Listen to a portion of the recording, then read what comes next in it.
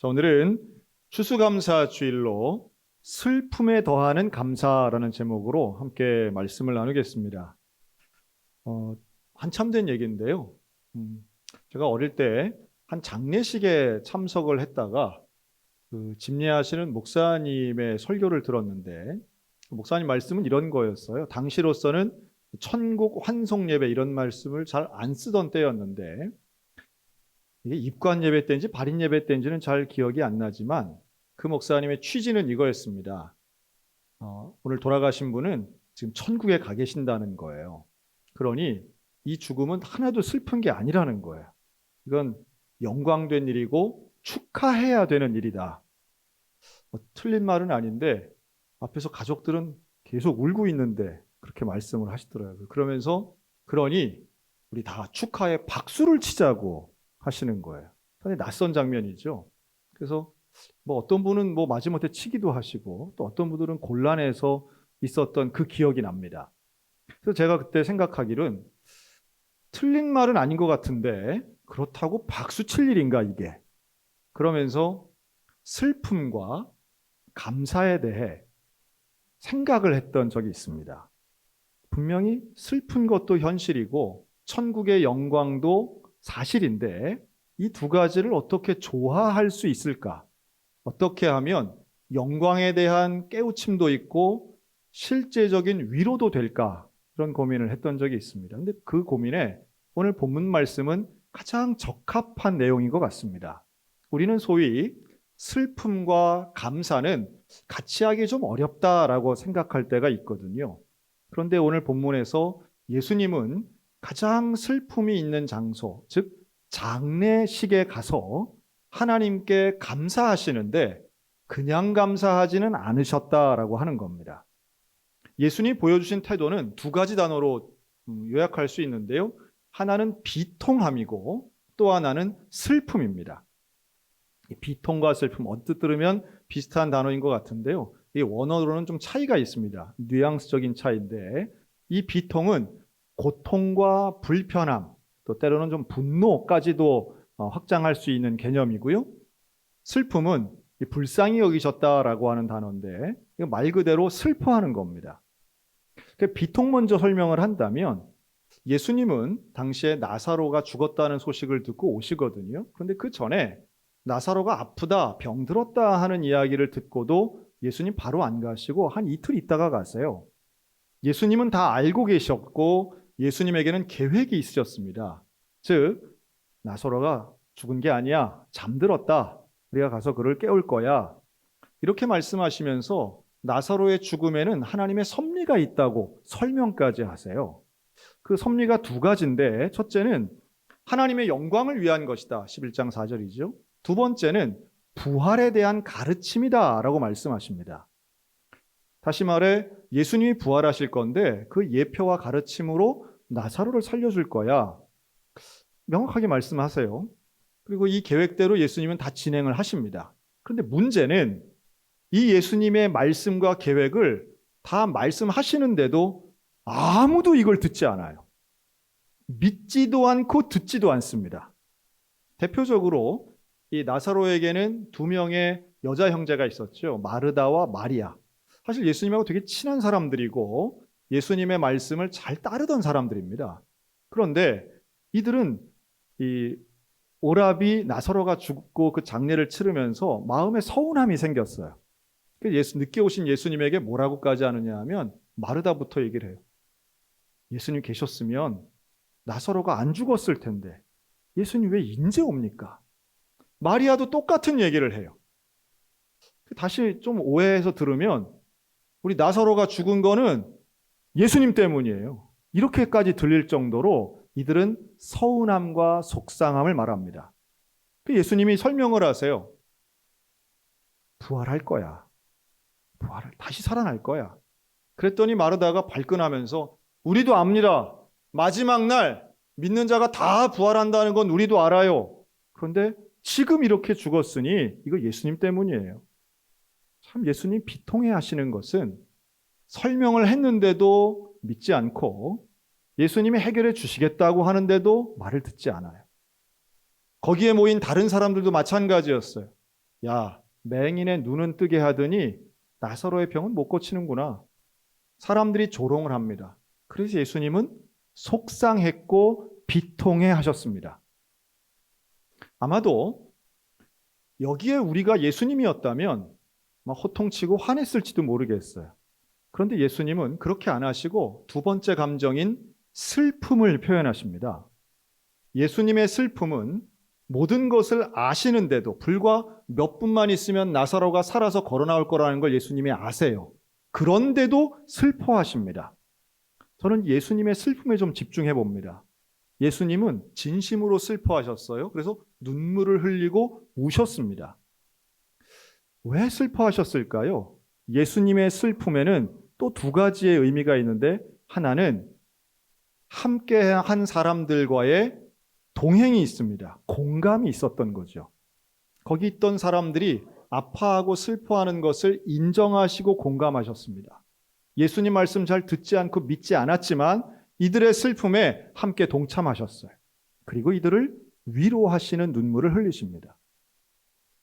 사실 우리가 인간이 죽음 앞에서는 한없이 약해지고 무력해집니다.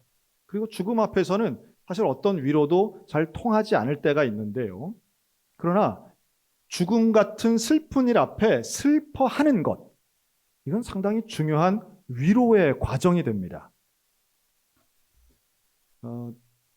올해 9월 달에 영국에서는 아주 큰 규모의 장례식이 있었습니다. 엘리자베스 여왕의 장례식이었는데요. 이 엘리자베스 여왕의 장례식을 보면서 제가 몇 가지 좀 깨달은 게 있어요. 유니콘 작전이라고까지 불리면서 이 엘리자베스 여왕의 장례식은 오랫동안 준비된 이벤트였습니다. 얼마나 준비했냐면 60년 전부터 계획된 일입니다. 엘리자베스가 40이 되기도 전에 이 장례식의 모든 절차가 이미 완료되어 있었어요. 근데 여기에는 엘리자베스 여왕 본인의 의사가 많이 반영이 되었다고 합니다. 여러분, 우리가 장례를 치를 때 제가 항상 좀 말씀드리는 해피엔딩 프로젝트 할 때 강조해서 말씀드리는 게 있습니다. 잘 죽어야 됩니다. 그런데 이 잘 죽는다라고 할 때에 이걸 죽음 지수라고 하는 걸 해서 계량화한 게 있습니다. 우리가 행복 지수, 청렴도 지수 이런 거 말하는 것처럼 죽음 지수를 전 세계적으로 연구해서 이게 국가별로 발표를 한 게 있거든요. 근데 그때에 죽음 지수 1등의 국가가 거의 영국입니다. 어떻게 영국이 이 죽음 지수 1등, 그 의미는 또 뭔가라고 할 때 사람의 죽음 자체에 집중을 하는 거예요. 그래서 소위 말해 여러 나와 가까이 친하게 지낸 사람, 되게 가족이 되겠죠. 가족, 친구들이 보는 앞에서 편안하게 죽는 죽음에 이제 집중합니다. 최근에는 여기에 반려동물이 포함되더라고요. 그래서 반려동물이 보는 앞에서 이 죽기를 바라는 유럽인들이 점점 더 많아지고 있습니다. 저는 속으로 동물들은 훨씬 수명이 짧은데, 그러니까 아마 반려동물을 계속 바꾸는 거죠. 그리고 두 번째는 고통 없는 죽음. 그래서 치료가 아닌 재통, 진통 치료에 집중하고요. 그리고 세 번째는 인간의 존엄성을 지키는 죽음. 내 신체를 내 의사와 반해서 노출시키거나 혹은 내가 원치 않는 치료를 하거나 또는 인간답지 못한 처우를 받지 않게 하는 것, 이런 것들을 종합해서 점수를 내는데, 영국인들이 죽을 때 되게 이런 좋은 처우를 받는다는 거예요. 그럼 우리 대한민국은 몇 등이나 되는가? 대한민국은 32등이더라고요. 우리의 경제력에 비하면 좀 뒷부분에 있다 이렇게 볼 수 있고요. 우리가 왜 일본보다 뒤지고 30등 바깥으로 나갔는가라고 할 때 몇 가지 이유를 들더라고요. 그 중에 하나가 우리 대한민국 사람은 죽는 순간에 항상 낯선 사람들로 둘러싸여서 죽는답니다. 그 대개 낯선 사람들은 의료진들이죠. 이해할 수 있지만 이렇게 된 지가 불과 몇십 년밖에 되지 않습니다. 우리는 과거 집에서 대개 임종을 맞이했고 가족들이 보는 앞에서 죽었었는데, 그런 문화가 몇십 년 만에 급격하게 달라지고 의료기관의 발달과 의료보험의 혜택을 통해서 우리는 마지막 순간까지 의료적 서비스를 끝까지 받습니다. 그래서 의료진들, 요양병원이든 일반 병원이든 여기에서 받는 끝까지 제공되는 의료 서비스를 제공해 주시는 의료인들에게 둘러싸여서 대개 죽게 된다는 거예요. 그리고 그 과정 속에 제가 해피엔딩 프로젝트 하면서 여러 차례 말씀드렸죠. 나의 의사와는 반하는 환자가 고통스러운 치료법까지, 즉 삽관치료, 연명치료, 또한 깊숙이 관을 넣어서 기계가 호흡을 시키고 심장이 멈추면 주사를 투여하고 또 호흡이 멈춰지면 강제로 CPR, 응급조치까지 해서 신체의 모든 조직을 상하게 하면서도 생명을 유지시키는 일들을 계속 반복하고 있더라는 거예요. 그래서 제가 언제나 좀 강력하게 말씀드리는데요. 여러분, 나의 장래는 내가 결정할 수 있도록 말할 수 있을 때, 건강할 때, 정신이 온전할 때 자손과 가족들에게 반복적으로 말씀하시기 바랍니다. 7, 80대는 물론이고요. 5, 60대 분들 잘 들어주시기 바랍니다. 나의 장래는 이랬으면 좋겠어. 20살 넘은 자녀들이 있다면 계속해서 말씀하시기 바랍니다. 나는 왜냐하면 누구도 사고에서 갑작스런 죽음에서 자유로울 수 없기 때문인데요. 나는 마지막에 천국에 대한 소망, 하나님 나라에 대한 소망을 가지고 있기 때문에 연명치료를 하지 않았으면 좋겠다라고 하는 의사를 밝히는 것 상당히 중요한 부분이라고 하는 겁니다. 그것도 반복해서 말씀하셔야 됩니다. 할 수 있다면 동영상으로 남기는 것 추천합니다. 글로 쓰는 것도 좋겠지요. 자녀들의 동의를 받는 것 참 중요한 과정입니다. 그렇지 않으면 마지막 긴급하고 위급한 순간에는 평소에 잘 왕래도 하지 않았던 불효자녀나 아니면 별로 가깝지 않은 친척의 큰 소리와 고함을 통해서 연명치료가 이어갈 가능성도 많습니다. 인간의 존엄성을 상실하는 건 결코 남의 이야기가 아니라는 말씀이에요. 그럼에도 불구하고 죽음과 장례는 우리를 슬픔 가운데로 몰아넣습니다. 근데 그때에 함께하는 누군가가 있다면 큰 위로가 됩니다. 우리 교회는 한 달에 여러 차례의 장례가 있습니다. 지난 주간에도 장례가 2건이나 있었습니다. 그런데 그런 장례를 가보면 여러 차례 예배를 드리곤 하는데요. 그때마다 그 예배에 고인은 물론이고 유족들을 잘 모르시는 분들도 옵니다. 그렇게 오면요. 물론 대부분의 많은 성도들은 우리 교인의 장례를 할지라도 내가 잘 모르는 분 장례는 잘 안 가죠. 유족들과 그렇게 유족인 교우하고 그렇게 긴밀한 관계가 없으면 또 안 가기도 합니다. 하지만 지금 대개 우리 경조부원들이 열심히 참석하시는 분들의 공통점 중에 하나가 장례를 치러보신 분들이 많습니다. 부모의 장례, 형제의 장례를 치르면서 교인들이 방문한 것이 얼마나 큰 위로가 되는지를 경험하신 분들은 다른 분들의 장례에 적극적으로 참여하십니다. 이번 주간에도 장례를 치른 후 한 집사님이 저를 찾아와서 이런 말씀을 하시는 거예요. 목사님, 저는 사실 우리 교회에 그렇게 많은 분들을 알지 못해서 우리 어머니 장례에 그렇게 누가 오실까 했는데 그 이른 새벽 발인 예배 가운데 오셔서 찬송을 해주시고 함께 예배를 드려주신 내가 이름도 모르는 그 집사님, 권사님, 장로님들 얼마나 감사가 되고 얼마나 위로가 되는지 목사님 저 내년부터 경조부 하겠습니다. 그러시더라고요. 위로를 받아보는 분들은 특별한 것이 아니라 함께 있어주는 것이 얼마나 큰 위로인가를 아는 거죠. 여러분, 우리 인생에 온전한 위로가 되시는 분 예수 그리스도이신 줄로 믿습니다. 예수님이 나와 함께 하시는 것은 얼마나 큰 위로와 격려가 되는지 몰라요. 예수님은 바로 그러한 위로의 눈물을 마르다와 마리아 옆에서 흘리고 계셨습니다. 돌문이 열리고 나사로가 살아날 걸 알았지만 그럼에도 불구하고 예수님은 슬퍼하시면서 사람들의 고통에 동참하셨고 그들의 슬픔을 공감하셨으며 큰 위로를 주신 분이라고 하는 말씀이죠. 그리고 그 자리에서 예수님은 감사하십니다. 이게 잘 어울리지 않는 것 같은데요. 예수님이 그 돌문을 옆으로 이제 돌문을 열어라. 왜냐하면 나사로가 들어있는 그 무덤이 굴처럼 생겼거든요. 되게 유대인의 무덤이 그렇습니다. 돌문을 옆으로 열라고 했더니 마르다가 그럽니다. 예수님, 이 죽은 지 벌써 4일이 지나서 이 냄새가 납니다. 저거 열면 안 됩니다. 끝까지 사람들은 예수님 말씀을 안 들어요. 근데 결국은 그 돌문을 열어놓고 예수님이 하신 말씀은 하나님 감사합니다.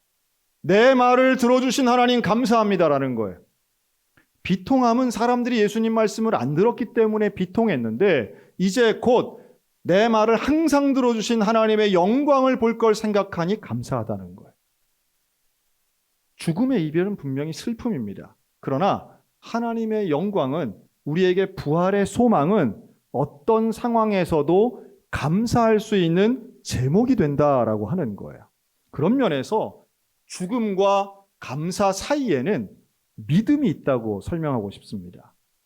이 감사는 그냥 감사가 아니죠. 감사의 근거는 부활인데 그 부활을 믿는 자는 어떤 슬픔과 고통과 죽음의 어려움이 온다 할지라도 감사할 수 있다 하는 거죠. 사실 오늘 추수감사 주일인데요. 이 추수감사절의 유래는 다들 알고 계실 거예요. 1620년 102명의 청교도들이 메이플라워라고 하는 배를 타고 아메리카 대륙에 갔던 것이 사실 추수감사절의 기원이 됩니다. 이들을 왜 청교도라고 했을까? 이게 한자로 청자가 맑을 청자를 쓰는데요. 이게 영어로는 이들이 퓨리탄이라고 불렸습니다. 퓨리티, 이게 순수한 정수한 물, 불순물이 없는 상태 이런 거를 퓨리티라고 하는데 거기서 나온 말이에요. 그래서 이들은 아주 성경을 근본적으로 믿는 소수의 그룹으로 영국에서 살았던 개신교인들입니다.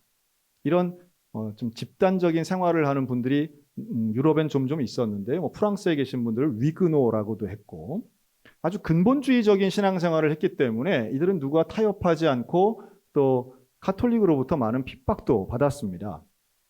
그래서 자신들의 신앙의 자유를 찾기 위해서 이 가족들이 떠난 건데요. 102명이 떠나죠. 아메리카 대륙에 갔을 때 이들은 66일 동안 항해를 하면서 이미 많은 사람들이 질병으로 고통당했습니다. 갔더니요, 낯선 땅에서 농사를 지을 수 없는 거예요. 어떻게 농사를 지어야 할지도 모르는 거예요. 그런데 그 가운데에 원주민들의 도움을 받아서 결국 이들은 농사를 짓게 되고 1년 후인 1621년 첫 곡식을 얻게 됩니다. 이 첫 수확을 했을 때에 이들은 그걸 가지고 감사의 예배를 드렸는데요.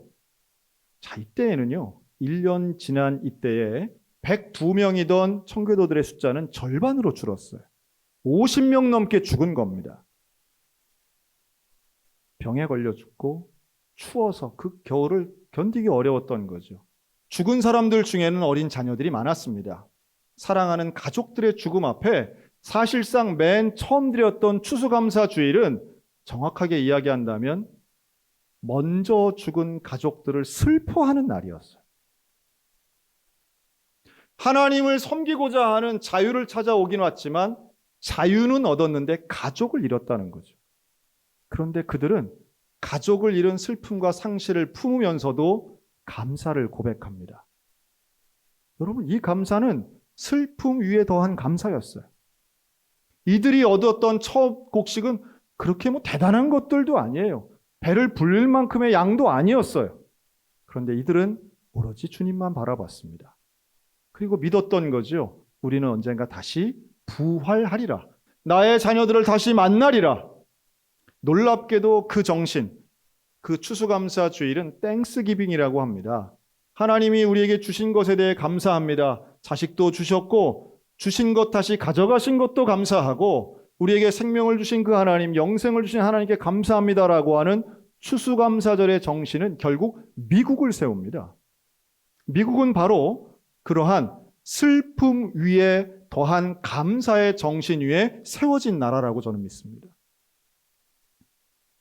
역설적이지만 오늘 우리들이 지키는 이 추수감사 주일은요, 어려움과 고통, 때로는 슬픈 일도 있었지만 그러나 올해를 주님 앞에 나는 감사하리라 결단하는 절기가 되어야 될 줄로 믿습니다.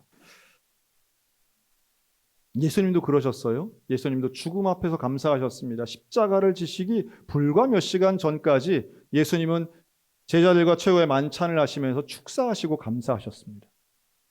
인간의 본능인 죽음 앞의 두려움을 예수님도 경험하셨지만 그렇게 감사하셨다는 거죠. 참 신앙을 생각하면, 예수 그리스도를 생각하면, 십자가를 생각하면 감사는 죽음과 믿음과 밀접하다 하는 생각이 듭니다. 우리 교회에도 장례가 있었지만 지난 주간 우리 지방회에도 장례가 있었습니다. 우리 강원 서지방에 속해 있는 성결교회 중에 충인성결교회라는 교회가 있습니다. 이 교회 담임 목사님이신 이종규 목사님의 부인 황혜선 사모님이 지난 주간에 소천하셨습니다. 올해로 55세였습니다. 암투병한 지 3년 만에 돌아가시게 됐는데요. 그 장례식에 충인교회 전 교우가 함께 슬퍼하고 우리 전체 목회자들이 참여했습니다. 대부분의 장례식이 그렇지만 예배당 안에서 이제 교회장으로 치러지게 됐습니다. 그런데 마지막 순서가 바로 유족 대표의 인사였는데요. 이 목사님 가정에는 아직 결혼하지 않은 20대 딸 둘이 있는데 그 중에 큰 딸이 나와서 이렇게 인사를 했습니다. 준비한 원고를 읽어내려가는 이 큰딸의 목소리는 떨렸고 중간중간 울컥울컥 했지만 끝까지 차분하게 읽어내려갔습니다. 그런데 그 내용은 처음부터 끝까지 감사였습니다. 엄마가 암에 걸려서 항암 치료를 통해 온몸이 붓고 코끼리보다 더 굵은 다리가 되어서 그것 때문에 잠을 못 자는 그 엄마 다리를 밤새 주무르게 하시고 엄마를 느끼게 해주셔서 감사합니다. 엄마와 대화할 수 있었던 것도 감사합니다. 또 교회에 감사했습니다. 성도들에게 감사하고 장로님들에게 감사하고 교회 모든 교우들에게 일일이 감사를 구체적으로 진심으로 하는 그 유족 대표의 인사에 모든 교우가 통곡을 했습니다. 그러나 그 감사는 결국 하나님에 대한 감사였습니다. 우리는 이 죽음이 끝이 아니라 하나님 나라에서 만날 것을 믿으니 감사하고 다시 부활하게 하시니 감사하고 이런 믿음을 주신 좋은 엄마 함께해서 감사합니다. 이렇게 인사를 하시더라고요. 그리고 발인을 하는데 영정을 든 둘째 딸은 엉엉 울면서 영정을 들고 나갔습니다. 우리 마음이 모두 슬펐지만 그런데 그 슬픔 가운데 제가 하나 느낀 것은 참 사모님은 영광되고 복된 삶을 사셨구나 라고 하는 사실이었습니다. 저는 우리 기독교는 어떤 종교인가 라고 하면 저는 기독교는 잘 살기 위한 종교가 아니라 잘 죽기 위한 종교라고 생각합니다. 우리는 어떻게 잘 죽을 수 있을까요? 우리에겐 내일이 보장되어 있지 않습니다. 사실은 오늘뿐인 거죠. 지금뿐인 것입니다. 그런데 내가 과연 주님을 만날 때, 내가 과연 죽을 때에 뭐 하다가 어디 있다가 나는 주님을 만날 것인가? 저는 잘 죽는 것은 끝까지 잘 사는 일이라고 믿습니다. 그런데 끝까지 잘 사는 것에는 결코 우연은 없다고 또한 믿습니다. 가만히 있으면 잘 살 수 없습니다. 끝까지 최선을 다해야 합니다. 그런데 그 최선은 결국 예수님이 보여주신 것이고 끝까지 부활의 소망으로 믿음으로 살아가는 일일 것입니다. 그리고 그 일은 결국 감사와 연결되어 있습니다. 예수님이 십자가 상에서도 다 이루었다. 아버지께 내 영혼을 부탁했던 그 마지막 말씀처럼 오늘 우리들의 인생도 마찬가지예요. 여러분 마지막까지 순종하고 감사하여 끝까지 잘 살고 잘 죽는 인생들 되시기를 주님의 이름으로 축원합니다.